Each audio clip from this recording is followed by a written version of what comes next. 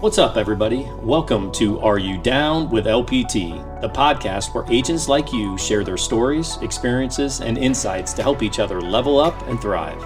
In every episode, we're diving deep into the real-life challenges, wins, and lessons from the front lines. Whether you're a seasoned pro or just getting started, this is the place to connect, learn, and grow together.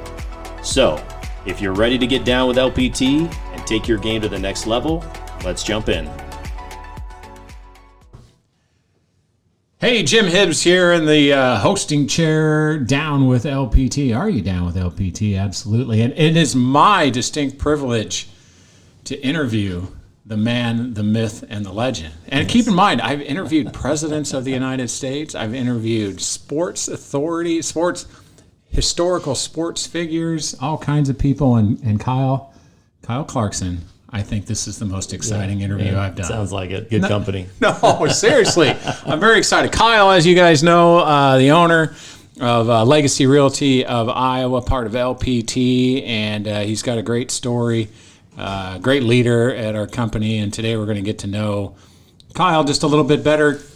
First things first, Kyle, how did you get into real estate? Yeah, well, I was actually working at a church. I was a youth pastor for about 5.5 years. And I got to a point where I knew I wasn't going to continue in that, and I was trying to figure out what I was going to do, and I'm like, well, you know, I know some real estate agents, like my grandfather and my dad and my sister and uncle, and I'm like, if got some connections there. And I was like, if any of those guys can do it, I definitely can do this. So I met with my dad one time, sat down. Now, keep in mind, he sat down with his dad one time, and he asked his dad the question. He's like, hey, do you think I can make it in real estate? And my grandfather said to my dad, no, I don't think you can. And my dad had a good real estate career. And so I sat down with my dad, and he had a little different response. Like, yeah, I think you do well. So jumped into real estate, joined Coldwell Banker there in Ankeny, and that was back in 2004. So wow. Just 21 short years ago. Yeah, been a minute now. You know, and I knew your grandfather, Lou, great guy, involved very much in Johnston, helped with the Little League. In fact, it's the Lou Clarkson Field. I explained that story to my my son the other day. He's like, "Are we related to that guy?" I'm like, "How do you not?" We talked about this. You met him, you know. So I was there at the dedication. Great guy. So talk about the early days of real estate. What was it like for you coming from the pastoral side of things and into real estate? Yeah, I mean, I tell this with new agents starting now, like it takes a minute to get going. Yeah. You know, you remember that probably, but my first year sold 2 houses, then it was like 10 or 11, then it was like 25, and there's this natural progression. I was fortunate enough, you know, my dad was the broker there in the Ankeny office, and one thing my dad was really good at was the training side of it, and learning how to conduct an open house, and you know, what are you talking to a for sale by owner, expired listing, those type of things. And so that was really his bread and butter, and that's what he trained on. And so I kind of learned that early on, which was, you know, you got to learn some sales skills. Yeah, because this is we don't like to think of it as a sales job, but it certainly is a sales job. Yeah. Yeah, part sales, part counselor. Yeah. But there are sales involved. Might be more counseling. But yeah, exactly. Yeah. So let's talk about, I mean, this is an up and down business. You might even have been in it for years and being successful, and then you hit one of those years. Talk about the ups and downs of the business. Yeah, so, you know, starting my business kind of takes off, or relatively speaking, 6, 7, 8 are good years. And then every year started getting worse. Mm-hmm. And so went into 9, 10, 11, and each year was worse than the previous year. And I got to a point, my wife, we kind of made the decision she was going to stay home with the kids and raise the kids. And so I was the only income, and our income was cut in half. And all of a sudden I'm like, I'd maxed out our credit cards, and like trying to figure out, you know, how do we get by? And I remember calling a debt consolidation company. I'm like, you know, I just need to figure this out. And they helped me figure that out about the same time. I was sitting at an open house one Sunday watching TV, because nobody actually came to open houses during that time. And watching TV, and all of a sudden I started going blurry in one eye, and I'm like, oh, this is probably not good. Wow. And went to the eye doctor the next day, and I had a torn and detached retina. And so I had surgery on that. They did preventative stuff on the other eye, and 3-4 weeks after I had the one detached retina, I ran into the back of a hatch on my Explorer, and I detached and tore the other retina. Oh, no. And I didn't have great insurance at that time, and so we end up, I don't know how many tens of thousands of dollars, 10, 15 grand or something we spent on eyes.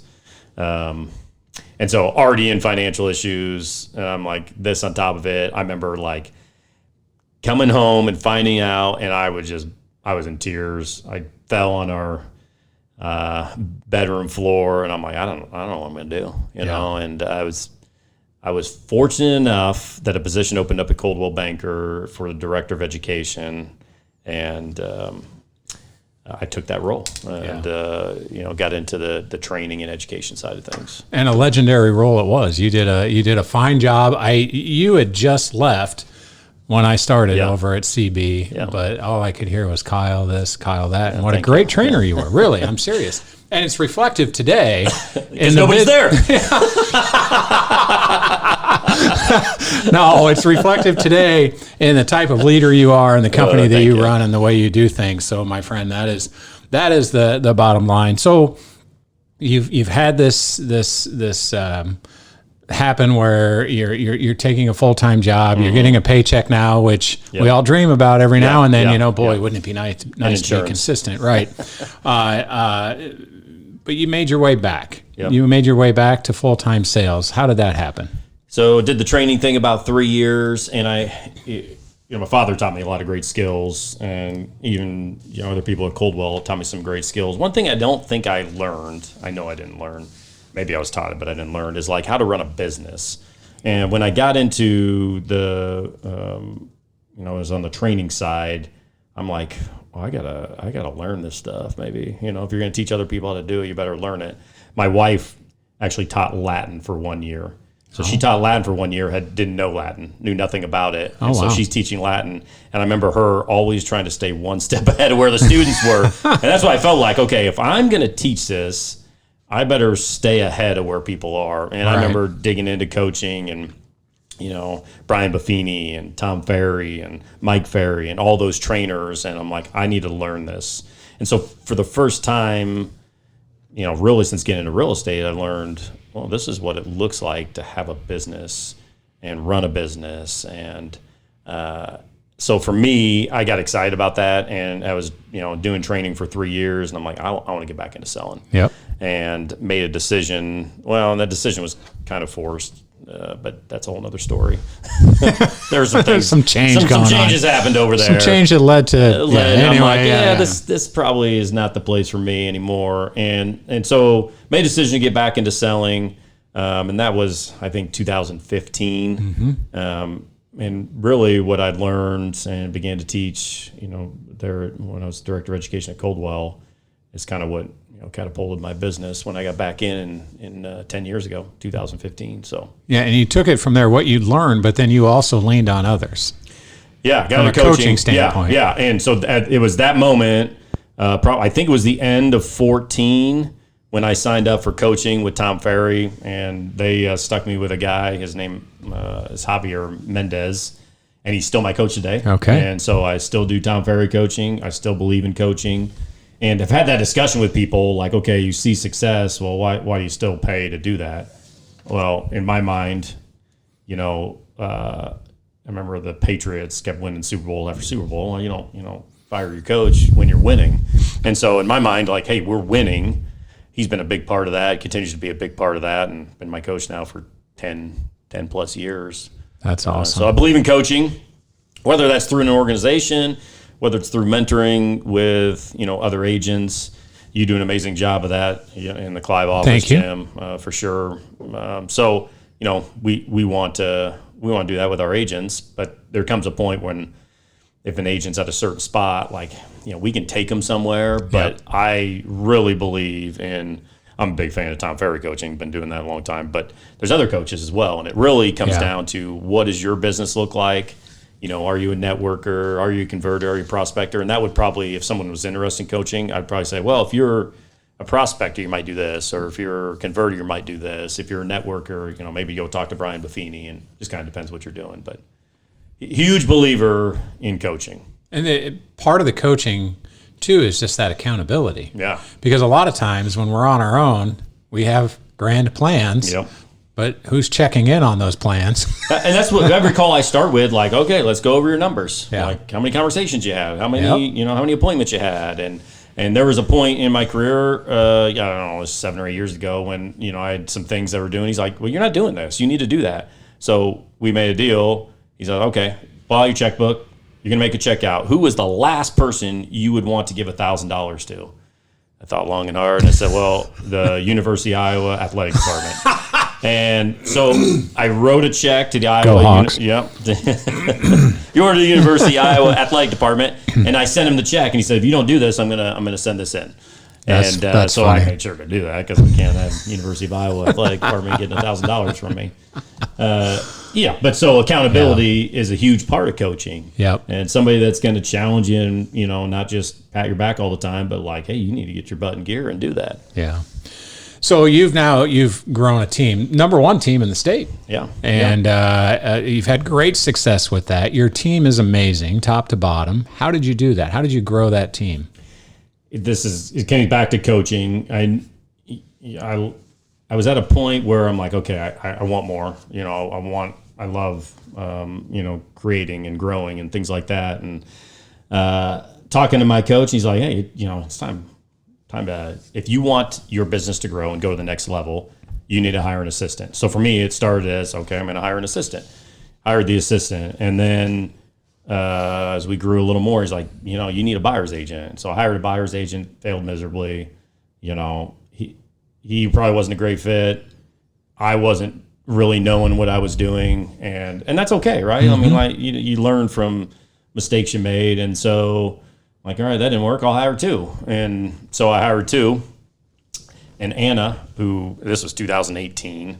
I think the first buyer's agent I had was probably 2017 or something. In 2018, I hired 2. And, one is now a broker somewhere, and the other is number 1 agent on my team. That's one awesome. of the top agents within our company, and that's Anna. And so 2018, and then we just kind of continue to grow over time.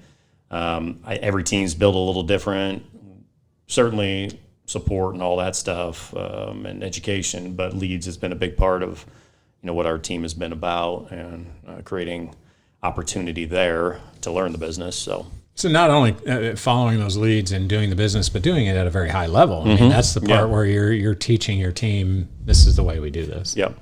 Yeah. And so, we were chatting with Anna earlier, and Anna might do 60 deals this year. And wow. Anna's not from Iowa. Anna's from Missouri, and Anna lived here for a couple of years, then she moved to Utah and then moved back, and she did 50 last year. She closed 13 in May. She'll probably do 60 deals this year. And the right people in, the right setting can have a lot of success. And so we have a lot of great agents, and she's a great agent, but you can be a great agent and not sell a lot of real estate because you have to create ways to, connect with people that are actually thinking of buying and selling real estate. Well, that's a perfect segue to my next question because, LPT Legacy provides this environment. So for that agent who wants to do 10 to 15 deals a year, it's the perfect environment. Talk to me a little bit about how we got here, starting Legacy and kind of the motivations behind it. Yeah, well, we were in a basement. We had gone on our own. My team had kind of gone out on our own, and we started talking with other people. Like, what would it look like if we opened? We had an office in South Part of Ankeny. What would it look like if there was an office in the western part of the city? And as we started exploring that, we started looking at companies.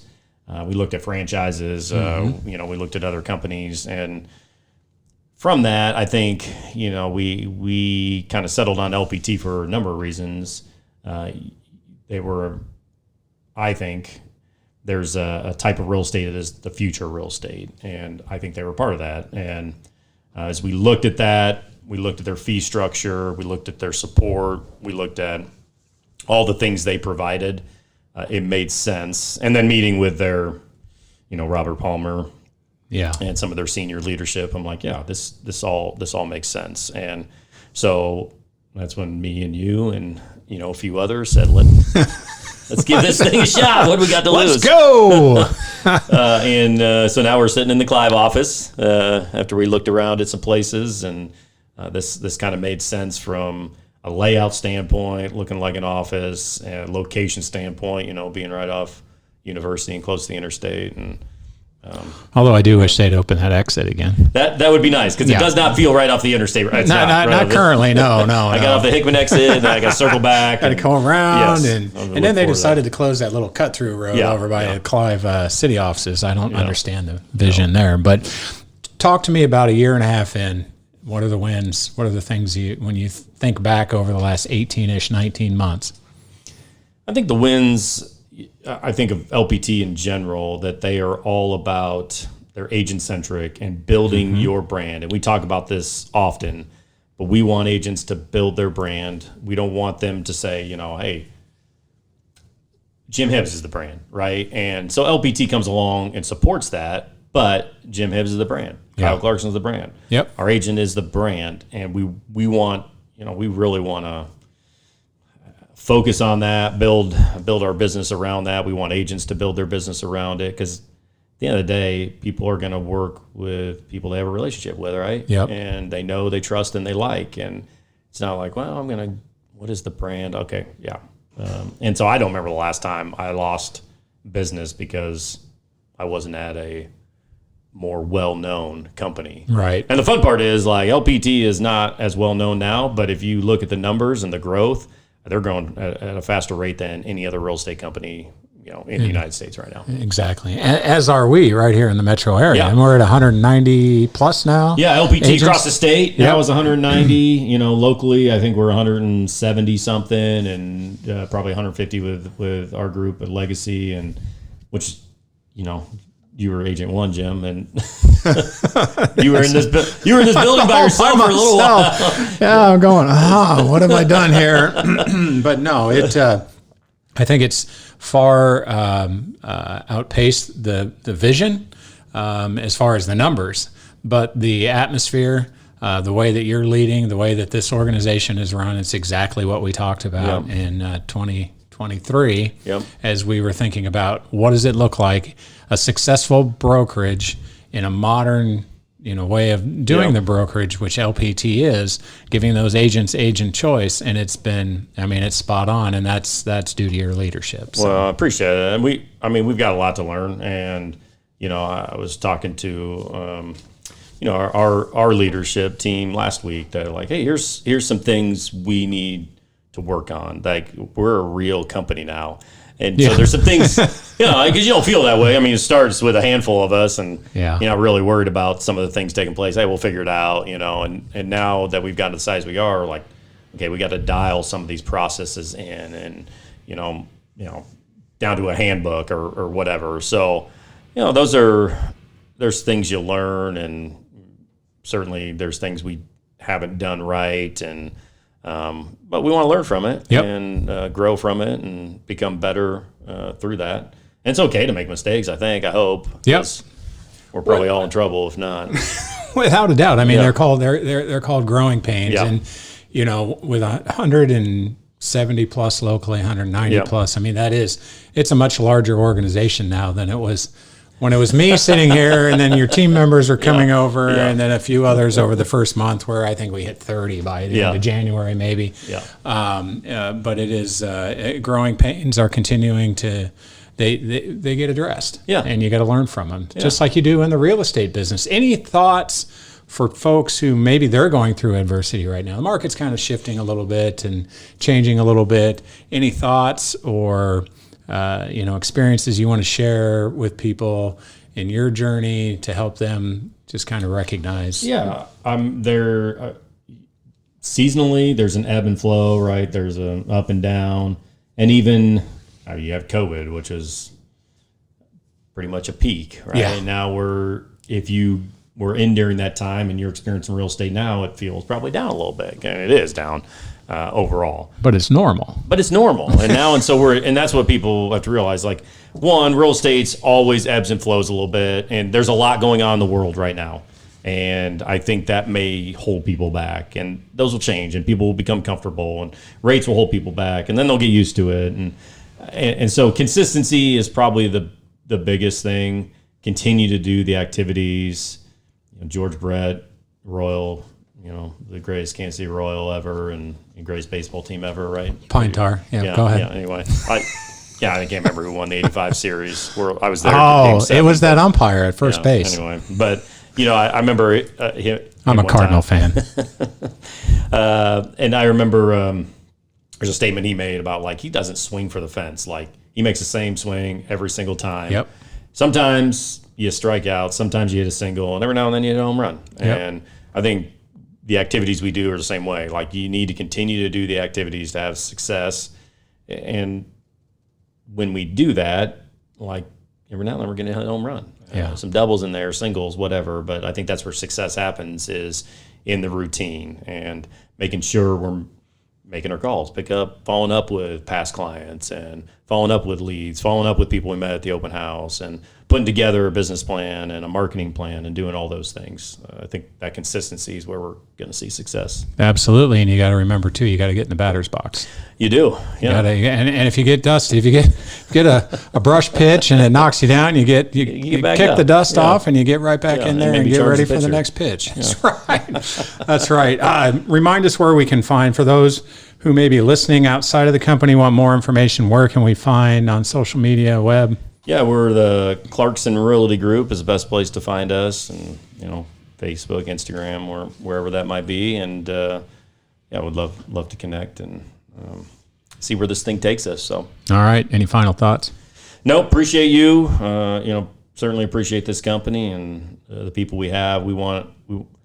I like having fun. I don't want to. We want a culture that we enjoy what we do, and we get to be in a business for the most part.